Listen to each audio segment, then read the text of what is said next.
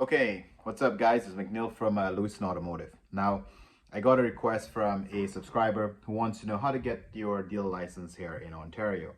Now, actually, I started to make a video about that back in December, and the video was 15 minutes long. I didn't feel like editing it, kind of gave up on it. So let's listen to this guy here for a minute. He'll tell you about the prices, the different prices of the license, and I'll be back. What type of dealer license there is, and how much each type of license costs, and obviously how you can get it and apply for it, which is easier to get. So if you want to become a dealer, or you just want to figure out if you want to be a dealer, what's the easiest way to get access to the auctions legally to know if that's the correct path for you. And lastly, for those of you who watch this till the end, I'm going to be telling you a little bit of a tip when you're doing your background check, the right way to do it.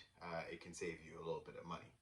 Just before we get into this video, I just want to let you know this video is sponsored by Louison Automotive. So if you want to support us, you can visit us at louison.ca and grab some wipers for your car. We do have installation videos on our website to tell you if it's going to fit your car or not. So it's mostly those U or J hook wipers. Most Japanese and North American vehicles, it does fit. Check us out on louison.ca and get one of your wipers. Okay, so let's jump right into the dealer types and how much it costs for each of those types of license. Okay, so you're gonna have a general dealer, which would be the first category, you can call it. And that category, there's two options. You can be a general dealer for new and used cars, or you can be a general dealer for just used cars. Then there's gonna be a broker.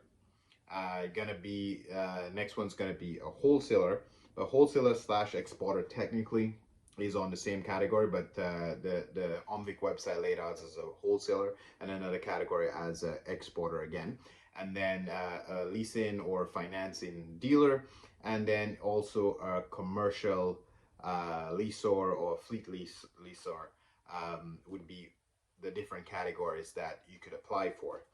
Keep in mind that no matter which category you choose, you're going to be paying $500 processing fee. So whether you get a license or not, that money is gone. Okay, but you know, this is the easiest step to pass. Okay, so if you don't have any criminal record or your finances are in order, you should be able to pass the application process a little bit easier. Okay, you have to pay $324 to a compensation fund.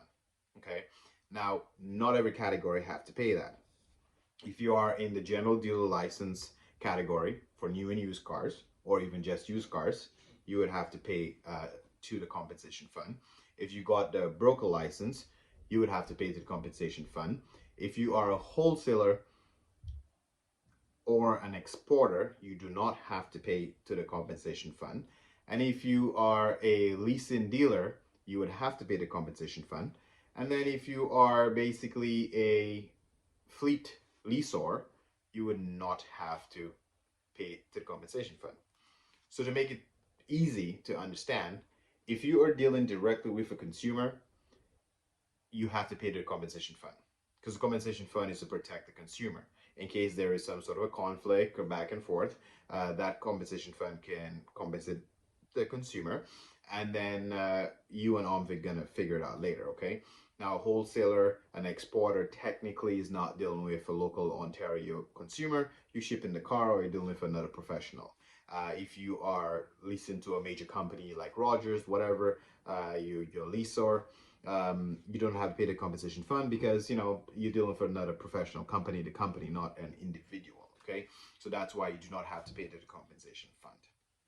Now I'm going to go into a little bit more details as to what you would need to have for the more common categories. Okay, I'm going to leave the general dealer new car category for now, because you would need to have some sort of franchise agreement, obviously agreeing that they're going to give you a Honda, Toyota, Nissan, whatever the brand that you're going to sell for, agreement to sell those new cars before you can get that new car dealer license. But if you're just selling used cars, if you're just going to be selling used cars, after you pass the process, okay, let me just rewind a little bit.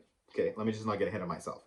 I'm hoping at this point you obviously aware that before you even apply to Omvic to get a dealer license, there's something you got to do from your end. So you need to decide whether or not you're going to be a corporation or you're going to be a sole proprietor. So you would have to register a business, um, get a municipal license to register a business, either a corporation or sole proprietor. Doesn't matter, whichever way you think is easier for you. Okay, you need to do that first step. Once you have that business registered, you'd have to also register for an HST number. All those things are available online. Okay, so you need your business license and you need your HST number, because on the general application with Omvic, you're going to have to provide those numbers. As long as you have all of that, to be honest with you, and you don't have a criminal background, any kind of serious stuff in your background, clear criminal history, and you have your finances in order. So they're going to be a financial check where you're going to have to do credit, some sort of credit analysis to see if you're financially stable, to make sure you can afford to open up a dealership. Once you pass that, the processing should be easy for you. You should get through that category. They would tell you when you need to go and find a location. So before Omvic actually physically give you a dealer license, they would want to see a lease for the place that you plan on having the dealership. They would have to approve that location. You would have to get a municipal permit to run a business at that location. And when all those things are checked off, that's when they'll send you the official license. Okay, it's very complicated. It could be expensive, but don't get intimidated, because if you are looking for, there's no like minimum money required to be a used car dealer. It would just have to make sense what your business plan is. Okay, so obviously if you tell Omvic or they ask for your bank statements and you only have $10,000 in your bank statement, you can't put in your business plan with them that you're going to have a 20 car lot and the average selling price of a car is 5,000, because they're going to ask you where you're getting the money from. You don't have the money to show that. But if you have $10,000 in your business account is all you have to start, you can, there's no minimum number of cars you need to have a dealership. You can say you have 3 cars, or you have 5 cars, and you're going to be selling each car to average price of about $2,000, and that's the money to buy the car. So just make sure that based on the amount of money that you're showing Omvic that you have, it matches the type of dealership that you proposing to open. Okay. If you are a wholesaler or exporter, you do not need a big physical location like a dealer lot to rent. So that one will be a little bit more affordable for you to get. You can just rent an office, because it doesn't mean that you have to keep a lot of inventory. Because a lot of wholesale dealers or exporters, you literally buy the car at the auction, you basically ship it directly to another country, or you try to sell it to another dealer. So Omvic doesn't require you to have a physical location. So into the topic I was saying about which is easier to get, I would say either a wholesale or exporter license is the easiest one for you to get, because you don't have to spend so much money to get a massive lot to prove that you have a big retail, we call it a retail lot. You don't need like a big retail lot. Literally, you can rent an office space, and $500 a month you can rent an office space, and Omvic could give you the license in that spot. You pay $500 for the processing fee. There's no money you have to pay to any compensation fund, and your job is to buy cars at the auction, maybe sell to other dealers, or you can buy cars from dealers, trade-ins, sell them at auctions, or you can buy cars to ship to another country. But keep in mind, once you get that license, you get your auction access. Even if you're a wholesale dealer, you have access to all the auctions, all the regular auctions. It doesn't really matter. You have access to any auction, so you can figure out the pricing. You can figure out if you want to get a little bit deeper into retail, and then if you want to upgrade your license later on, you can always do that. So if you just want to learn the business, I recommend getting a wholesale license, getting your feet wet, and figuring out what you want to do. Last but not least is the background checks like I spoke about earlier.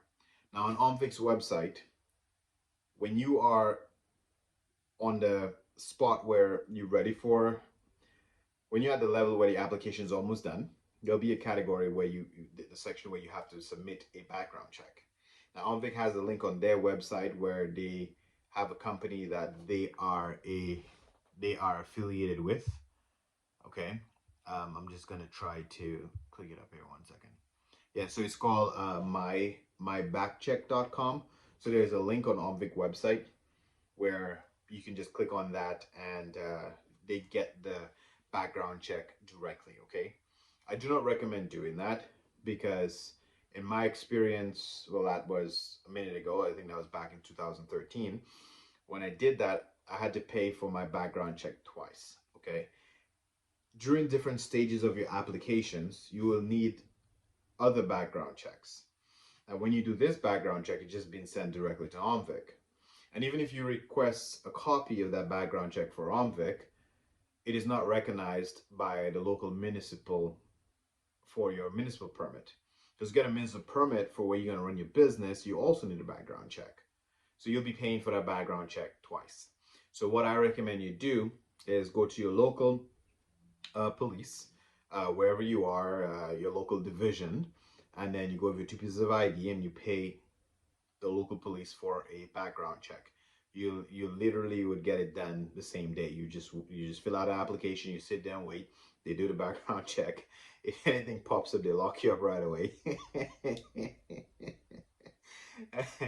If you have a clean background check, then they're just gonna give you that background check. Okay, then you can forward a copy of that to Omvic, which is great, and then you can use that same background check to get your local municipal license. So then that way you don't have to be paying for it twice. Okay, so now that you kind of figure out what the prices are, so obviously we'll just leave a link in the description below for you. So this is mainly for Ontario. Only for Ontario. If you get your dealer license in Ontario, you'd have to go to Omvic website to start the application process. Now, I'm just gonna end this with the little tip for you, or the easy way to get it. If you're just trying to test the market and have access to the auctions, my recommendation is start with the wholesaling license first. Because if you start with the wholesaling license first, you don't have to go through the hassle of renting a location for the retail front first. If you just rent a small office, maybe $500 a month, just a small office, you'll be able to get a wholesale license. It'll give you access to the same dealer auctions anyway. So you can familiarize yourself with the pricings and strategy of how you can sell those cars. And if you do get 1 or 2 customers, or you have customers you want to sell a car to, there's a work around it. Because when you have a wholesale license, technically you can only sell from dealer to dealer. You're not allowed to sell to a retail customer. So you'd have to partner with a retail dealer and kind of wholesale a car to him, basically pay him to sell a car to your customer. So it'll bounce to that dealer name and then the private customer. So there's a work around it just to get your feet wet. But when you confirm that is the business you want to get into, you just pay for the next level up, which is a retail license, where you're going to have to get your physical location. And the reason why I think is a good way to test the market, because you might realize maybe that is not the business you really want to get into. But if you were to go sign a lease and pay $8,000 or $5,000 a month for a location and realize that that's not for you, then it's a lot of capital up front. So I recommend getting a wholesale license first, because the cheapest one to get. You'll have full access to the dealer auctions and you can learn the industry, and then you can know if you want to evolve into a retail lot.